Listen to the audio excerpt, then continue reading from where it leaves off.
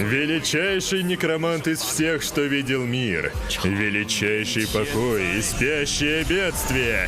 Электролюкс! Некромант Электролюкс – персонаж аниме «Боевой континент 2» и трон, отмеченный богом.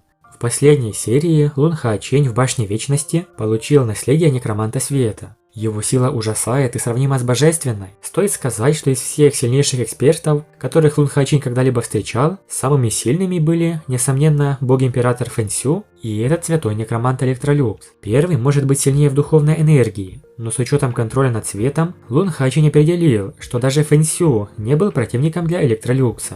История некроманта очень интересная, и этот персонаж в будущем повлияет на судьбу Хо Юйхао и Лун Хаоченя. Давайте рассмотрим ее подробнее. На канале уже 50 тысяч подписчиков.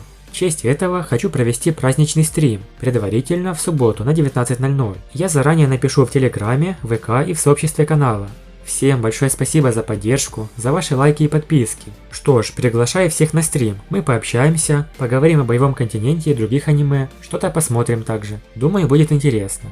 По прозвищу Некромант, бог священного закона, нежить бедствия, он изначально был сыном света. В возрасте 6 лет было обнаружено, что он имеет сильную связь с элементом света и с тех пор стал светлым магом. В 11 лет он стал великим магом 4 уровня, а в 15 лет он стал самым молодым великим магом 6 уровня на всем континенте. Участвовал в битве гениев, что устраивался между тремя крупнейшими империями на материке, выиграл чемпионат и был удостоен почетного титула Виконта Империи. Император непосредственно перевел его в Королевскую Академию Магов, чтобы учиться у принцессы Фуло, и тот влюбился в нее. Пройдя 8 уровень, Электролюкс сделал предложение принцессе, и они обручились. После 8 уровня скорость его совершенствования замедлилась, поэтому он отправился тренироваться.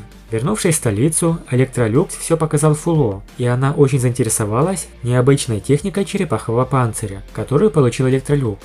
Принцесса надеялась, что он позволит ей изучить ее, но техника была слишком опасной. Во время прогулки с Фуло Электролюкс был окружен и атакован большим количеством людей. Фуло пронзила его левую грудь ядовитым кинжалом и забрала свиток с техникой. Таким образом, некромант столкнулся с предательством. Хотя он был серьезно ранен Фуло, это не было смертельно.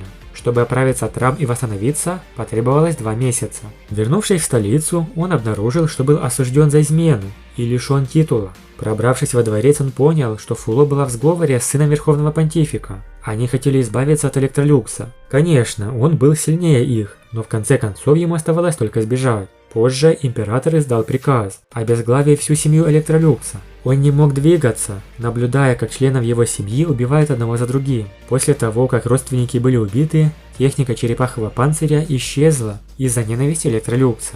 С того дня в его сердце больше не было света, только бесконечная злоба и обида. Он хотел убить всех тех, кто предал его. Ранее Электролюкс получил черный жетон во время своих путешествий. Эта черная плитка была наследием древнего некроманта. Свет и некромантия должны быть двумя совершенно противоположными силами, но благодаря его врожденным способностям он постепенно объединил их в одну.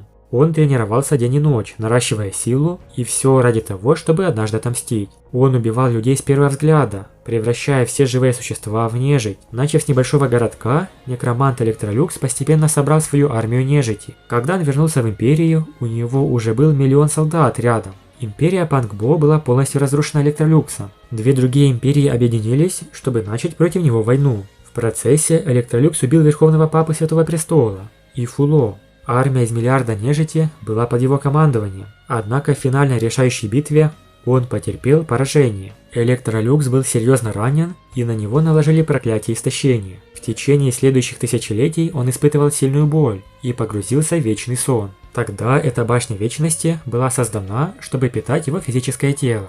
Как же некромант из мира Трона Печати очутился на боевом континенте? В башне вечности Электролюкс передал чистейшее дыхание смерти, которое он конденсировал в течение 1000 лет, и сформировал вечное сердце, чтобы оживить Лун Хаоченя. Приняв Цаер в ученики, он очистил башню вечности, передал вечную мелодию Цаер и исчез в свете очищения. После такой якобы смерти, его сознание переместилось на боевой континент. Поскольку сила души Электролюкса была слишком огромной, в момент смерти пространство было разрушено, и луч сознания выжил и достиг боевого континента. Колебания энергии при слиянии Хо Юйхао с шелкопрядом привлекли сознание Электролюкса. С тех пор он жил в духовном море Хо Юйхао.